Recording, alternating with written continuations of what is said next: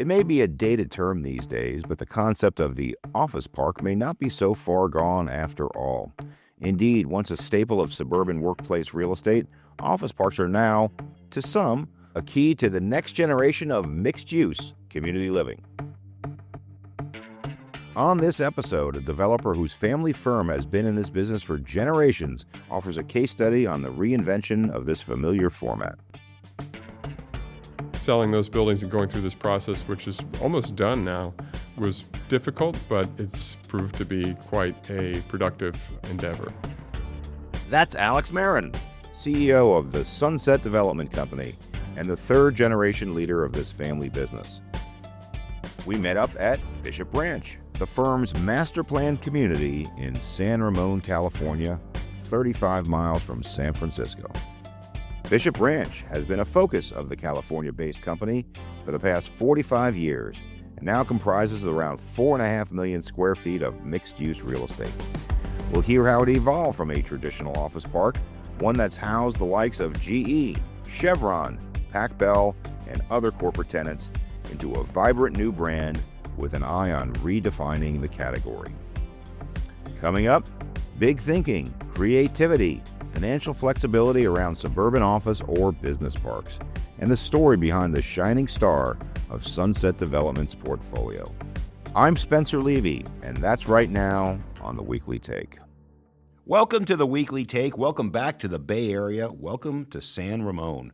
Our first time here, and we are delighted to have Alex Mehran, the president and CEO of Sunset Development and the beautiful Bishop Ranch. Thank you for coming out here today. Thank you for being here. Excited to have you at Bishop Ranch. Delighted to be here, and I played Secret Shopper last night, went out to one of your great restaurants last night. They treated me great, so we got off on the right foot. And it's quite an impressive community with office, with retail, with new housing coming in. Tell us a little bit more about the project.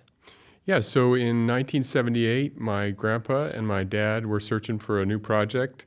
My grandma and grandpa had started a home building company nearby, built about 4,000 homes, a third of the city of Livermore. And my grandpa had slowed down, but then my dad came home and reinvigorated the business, and they set out to find a piece of land, bought the Bishop Ranch, and created one of the world's best business parks. And about 2002, we finished our last building, and in about 2005, 2006, it started to become less cool to have a business park. And so my dad and I have been figuring that out with our great team here over the last 15 years. I like the way you use it, less cool. I use that term on the show all the time. I think it cuts through all of the fancy talk. Making this place, making Bishop Ranch cooler. Is that a pretty good description of what you're trying to do?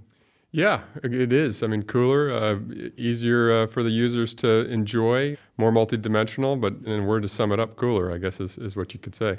And what's interesting is this is a development that's been going through changes since the beginning, since 1978, but really went through its most massive recent change, more recently, I would say in the last 10 years or so, when you added more retail, when you started to reposition some of the office buildings. Tell us a little bit about how the project has changed in the last decade or so. Sure. Yeah. So preparing for this show, I went back and looked at some satellite images. When you look at 1960 in the Tri-Valley, there's nothing. There's just farmland, a little bit of stuff in Walnut Creek. A couple guys from Los Angeles came and built some drainage ditches, which got all the water from the agricultural fields out of the land and created developable sites for housing. So housing started booming, the Bay Area was booming, and all these subdivisions got built. 78, we started building office in what was Contra Costa County. City of San Ramon started in 1983. So we're building this wonderful first-class business park. All these great subdivisions are being built, and so you have all these great families moving to the area. You have this wonderful business park, and big companies, Chevron and Pac Bell were our two biggest in the early days, but hundreds and hundreds of companies decided that Bishop Ranch was the spot, mainly for back office. And so these people that were moving into the area could also work in Bishop Ranch, but the job profile was, there's a lot of file cabinets, there's a lot of cubes. The Pac Bell headquarters had the largest cube order in Knoll history. And in fact, the Dilbert cartoon was created there. So in 1980s, the office style here was different than it is today. but it worked really well. And I think, my dad has great taste. My grandpa had great taste.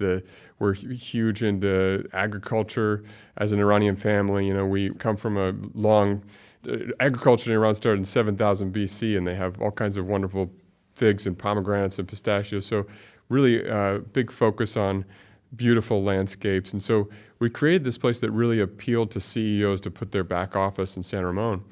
And slowly but surely these things matured, and we became a front office. And that really started happening. We had General Electric come here for their digital division in about 2010, and that was the first time we saw a crazy interior get built. That we built. It was very hard on our team to build this interior, and now every job is like that because it's very high-end TIs, higher-end workforce, and that's the profile of the Tri-Valley today. So 2020. It was the right time to rethink the whole land plan. We had delivered City Center as our downtown, and so we did that. Now we're getting rid of buildings that really don't accommodate that style of TI, that aren't that great workplace. We're delivering housing and growing on this suburban downtown idea. Mm-hmm.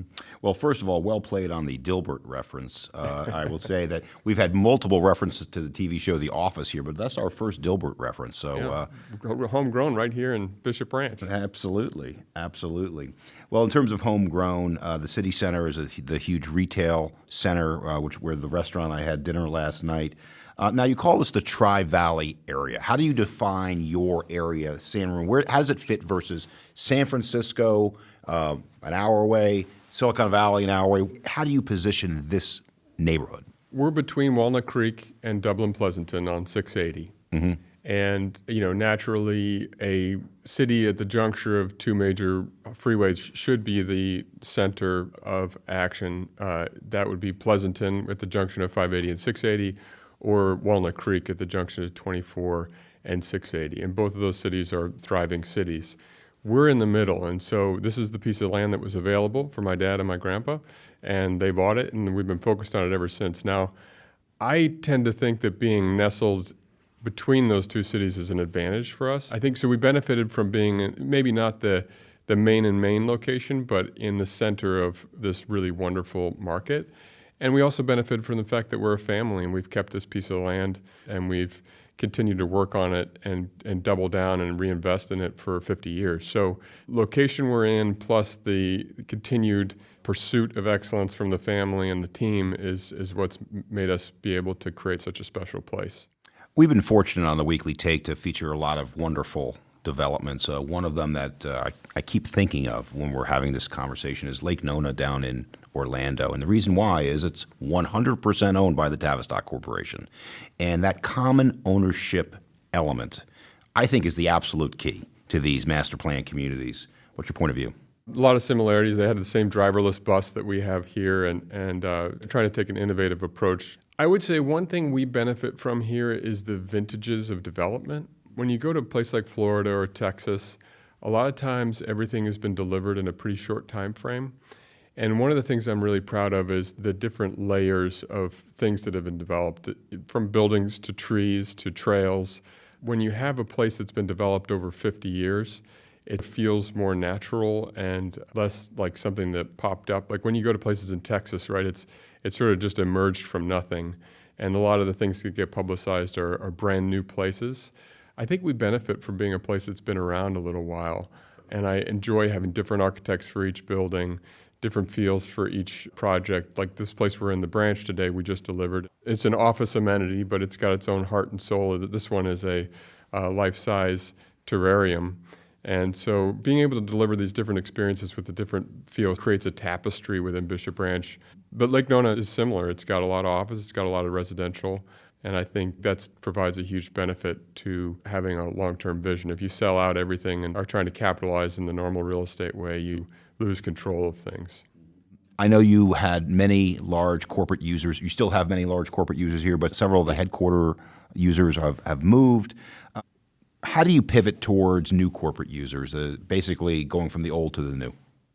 We have been attracting new corporate users here by really focusing on the construction, delivery, and design of the space. I think big corporate users are frustrated with the days of standards, and we have to have this type of furniture and this type of wall covering, and this is our new light standard.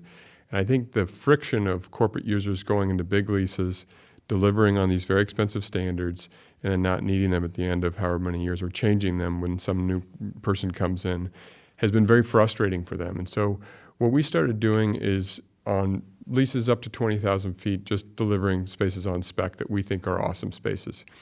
You can pick whatever you want. We got 10 different flavors. You don't like the one that's green, we'll give you one that's red or whatever. And so we just deliver these spaces and people can come in and start business the next day. We'll deliver them on a short-term deal, which eliminates the financial frustration of the CFO saying, I don't want to do this 10-year lease. So trying to reduce those barriers to entry, reduce the financial commitments of these big companies has been very successful. Now on the bigger side, a lot of people want custom space. And so with that, we've told people, hey, there's an option. You can deliver on your standards, you can design it, you can hire whoever you want, spend however much you want, or we can really cap your costs, bring them down, and we'll do the design for you. And a lot of people have really enjoyed that because you get these corporate users, you see these 16-person Zoom calls where somebody who's not even involved in space delivery or design says, well, I like the purple or I like the pink.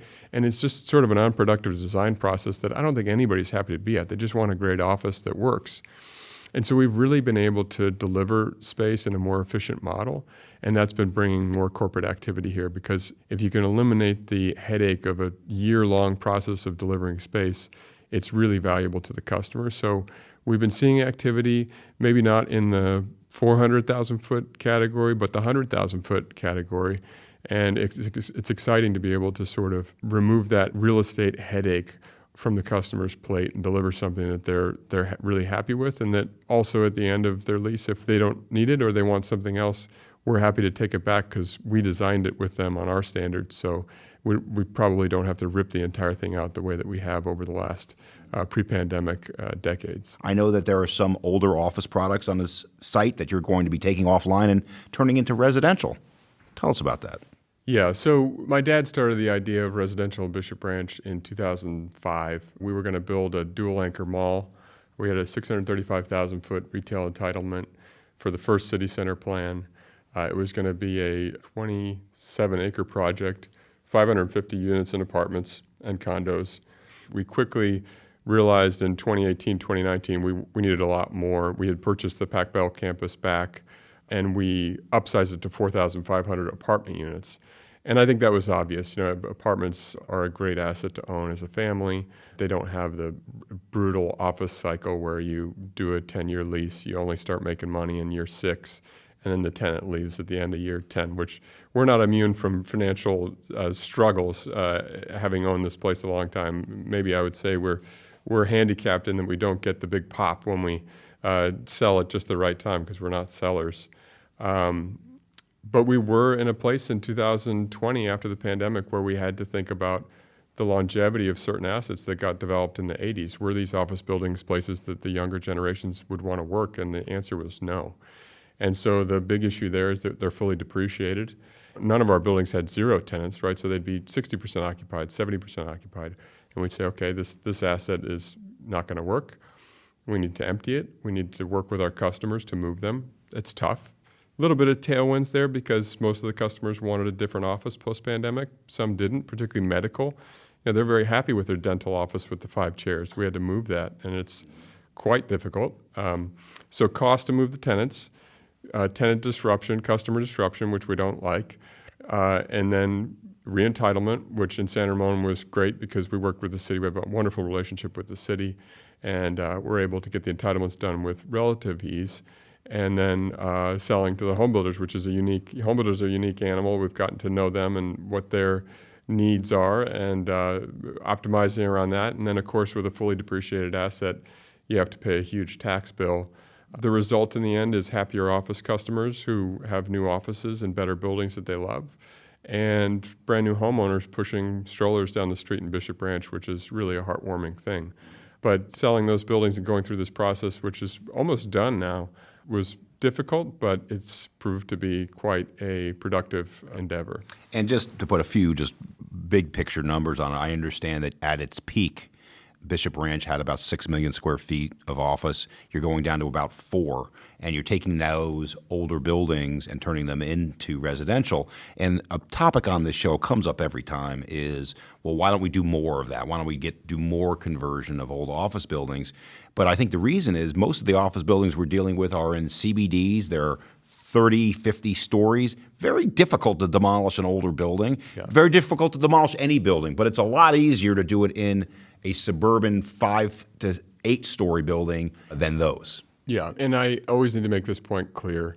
We're not repurposing the buildings. It's not that we didn't look at it. We looked at it, and as you said, Spencer, it's quite difficult. So we are demolishing buildings and building normal subdivisions, which from a land planning perspective is much better. If you were to take 3 office buildings that sit in the middle of a parking lot and convert them, maybe you can get it done, but then where do you park? People in apartments, they want to park inside the building. So it's this odd thing, and we don't want to have some sort of Frankenstein building in Bishop Ranch. We want proper subdivisions for families. This is for sale residential. It's not apartments in those neighborhoods. These are parts of Bishop Ranch that we viewed as for sale areas that are neighborhoods, not the CBD of Bishop Ranch. And so that's how we planned it. They're tear downs, and it's much easier here because when you look at the surface park to office building in the suburbs, you have a lot of area for lots versus the square footage of office. If you've got a tower that's 40 stories sitting on a quarter-acre pad or a half-acre pad, if you tore that down and built 5 houses, you're not going to make any money. So we had tailwinds in that regard too. And because these are, and I'll use the word one more time, suburban, you have a lot of land area. You have the ability to create not just townhomes, not just multi, you can create single-family homes here as well. Yeah, and that's been a great part of the development is detached homes. People in the suburbs have a major predisposition to buying detached homes, and so we've been able to deliver a lot of them, and it's a product that's really in demand. Townhomes are great, and they're great starter houses. Unfortunately, the first project we sold was in 2020 to Summerhill. I think the pro forma underwriting for a townhome was $850,000. Now they're selling for $1.1 million, $1.2 million. So calling that a starter house probably shocks some nationwide. We're trying to build some condos that would come in under the $1 million price point. I think that would be a great product. A lot of people are looking to come here to enter the school system for their kids. One of the most exciting products that we have coming is affordable apartments, all affordable buildings. We're partnering with Eden Housing on that. The idea that somebody could come into Bishop Ranch where market rent is $4,500 for a one-bedroom apartment, and somebody who qualifies could come in and pay $1,200, move their family here from the Central Valley and start their kids in San Ramon schools. That's an amazing opportunity. So there's everything from the lowest cost being affordable apartments to the highest cost, which is our senior living project at Belmont, which the CEO is a wonderful woman, Patricia Will, texted me the other day and told me that it's the highest performing lease up in their portfolio nationwide. It shows me that all these markets are quite strong, and so it's great to be delivering all these products at the same time. I would also say that San Ramon has been noticed nationally, and it was just ranked the #1 community nationwide in terms of quality of life and community. So congratulations on that award, but I think it speaks to exactly what you're saying here. It isn't the luxury apartments. It isn't the high-end office. It isn't the senior housing. It's all of it. If you bring it all together, and I would say, putting, what I consider to be the most important thing, the quality of the schools here is excellent. And you combine the quality of the schools with this diverse housing, it's the winning formula. Yeah, and when we bring this up, we often talk about the obvious things. We have a wonderful police force. Mm-hmm. We have a community that's come here for the schools, for the jobs.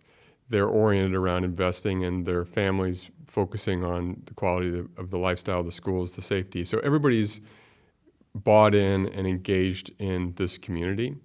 And so you have all those elements, schools, safety, jobs, beauty, that are obvious. We're in the Bay Area, so they have immediate access to the California lifestyle, which is the biggest selling point of being in the Bay Area. If you're going to pay to be here, you need access to the great pieces that California provides. We're adding walkability, retail, different activations. But really what makes the place so desirable and ranked the way you see is that these people provide a diversity and a culture and a neighborhood that's really cohesive, it's vibrant, it's attractive, it's got an energy to it. And those things are the result of the people. And so you can say it's the safety or it's the schools, but the people who are here are what make those things great. It's been that way for a long time, and it'll continue to get stronger. That's why we continue as a family to invest and stay in Bishop Branch. In terms of the evolution of these buildings, we're sitting here today in what is a professional studio, which is, we didn't bring it in, it's here.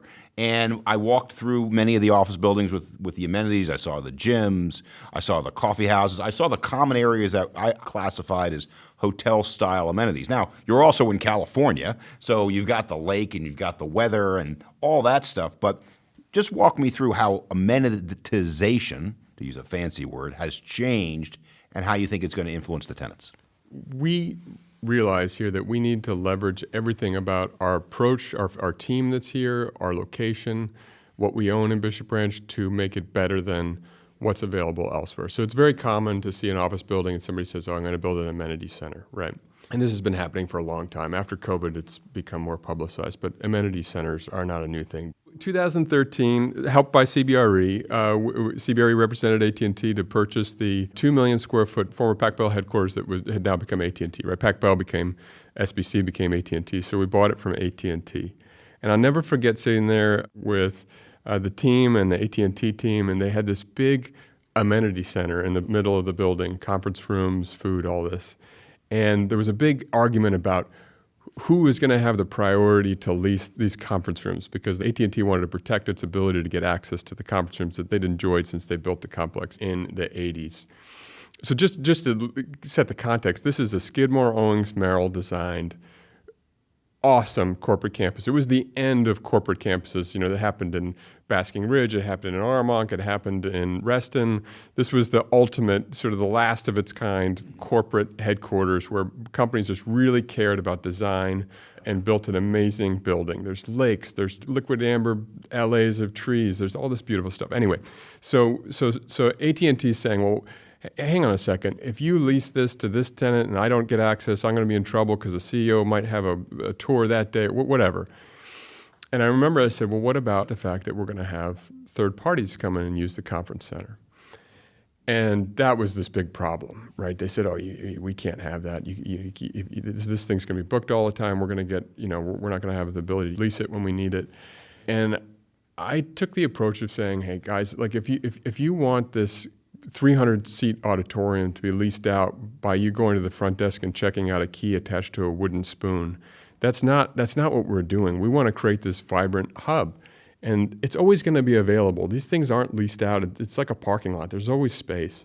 So just trust us. We're going to bring a great team in here. We're going to have a chef. We're going to have an events team. This is going to be better than what you have today, or better than what you've experienced over the last 40 years. So I convinced them to do that. And we opened the thing. We brought in an awesome operator in Palisades Hospitality. And this conference center started doing $6 million of business right out of the chute. Never had a problem with booking. AT&T always got access to what they needed. But when you walk in that lobby, it was just full of people and activity and vibrance. And that's what set this building apart from anything else in the Tri-Valley. And that's what taught us that you really have to focus on vibrance and activity and people. And so when we went about amenitizing, to use the uncool term, the other office buildings that my dad and grandpa had built in the 80s and 90s, we thought, let's really make these things publicly accessible with really high-quality food, really high-quality conferencing, and give access to people that are third parties so that there's always population in there that's making them great. If it's just an office building and people are there 9 to 5, Monday through Friday or whatever it is now, it's not that fun. And we were known as a place to teach kids how to drive on the weekends. The parking lots are empty, so that was what we were on the weekends. And now on the weekends, we're this vibrant place where people are doing things and enjoying themselves. So I'm really proud of that decision. I learned it through this process with AT&T, and it's really worked well in terms of making the office buildings a part of the downtown community. So, Alex, you have a very interesting background. In addition to this wonderful project, you're a sailor. And am I correct in saying that you have the world record for sailing from the United States to Europe? No, I set a sailing record from San Francisco to Hanalei Bay in a race called the Solo Transpac, which was a single-handed race. So calling it a world record, I don't know how impressive it is. But, Well, world record sounds better than saying it's a suburban office park. Yeah, exactly. Yeah, there's no amenity center on the boat. Yeah, I've loved this. My friend Nick, after I started my career in New York, I took a little bit of time off with my friend Nick. We purchased this boat and taught each other how to sail offshore shorthanded, which means one person, two people.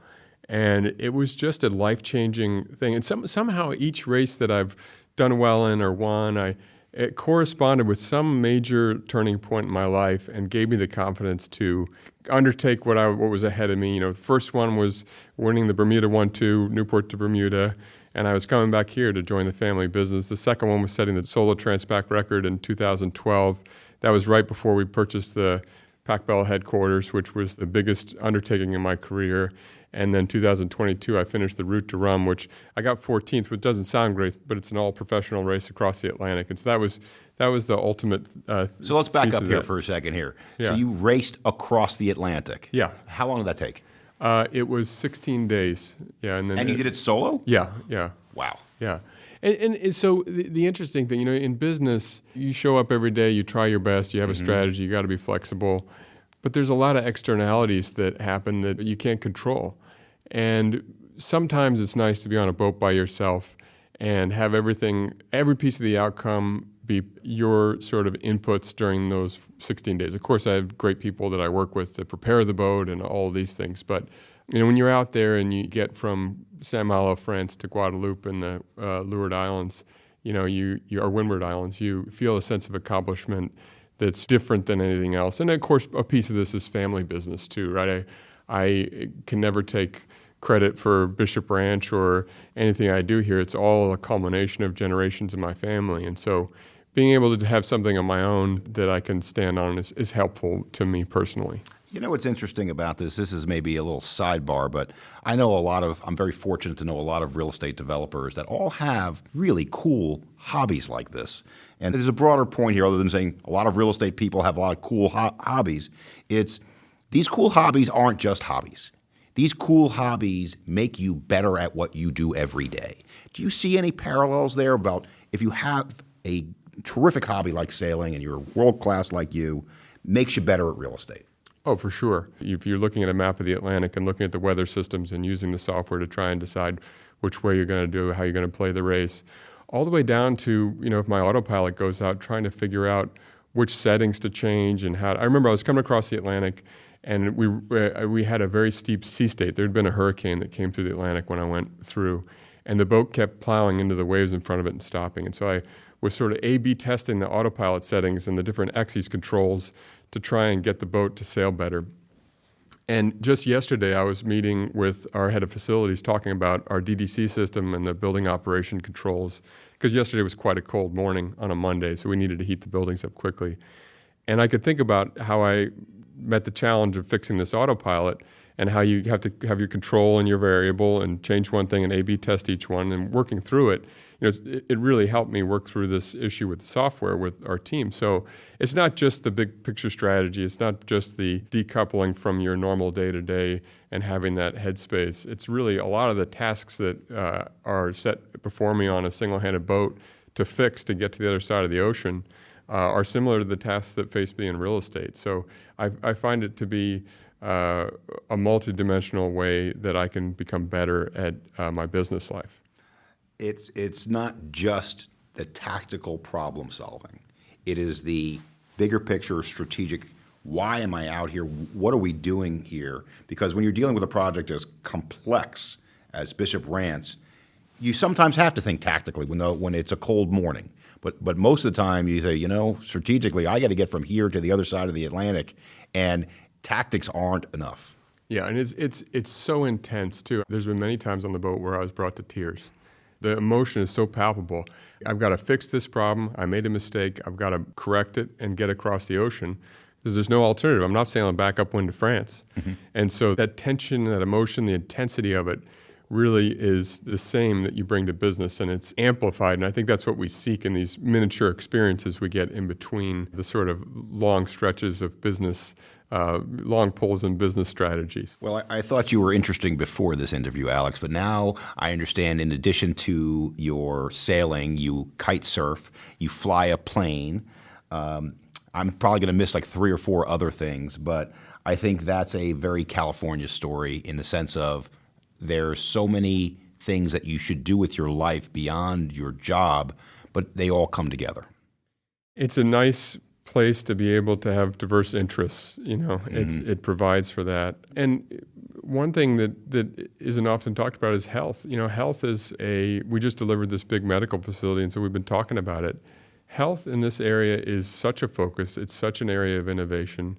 And I think it's a big part of the future of the country, too, is what is being delivered in the health space in California. So if you want to live a great business life, you want to raise a great family, you want to have access to good universities, you want to be involved in technology or health, you want to live a long life with varied interests and the access to all these things, there's no place better. There's a lot of places that may go by the older term of suburban office park, which I know we're getting away from, but you're transforming it, you're changing it. What are the lessons you would like to give others about why it's working here? So I'd say land value is very important, right? And that's a function of home price. So we benefit from a higher home price and a higher land value, which made it easier for us to get out of some of the office buildings and convert them to these subdivisions. Pick the place that's going to be the center of activity, have the lower density residential in places that are on the periphery of that, and really build up the multifamily. And I think a lot of suburban office parks around the country don't benefit from those adjacencies. They're sort of developed around these huge 6-lane roads that feed just the park. They don't feed residential or anything surrounding them. But I would say, that in terms of the relationships and the help that's given, going around touring, meeting these people, learning about their projects, learning about how they view things has really informed a lot of what we do here. And the economics in different parts of the country create different solutions, but sort of forming up where you think the economics are going to go and which projects can go, how you're going to create the street network and the walkability plan long-term is something that I've seen commonality with in successful redevelopments like this nationwide. What's next for you? What is the next mountain you would want to climb, if that's the right way to put it? Well, I think as the third generation here, my main focus is setting this business up for future generations of my family. Typically, the third generation is the one that spoils the whole thing and it ends up going down in flames. So I'm trying to avoid that.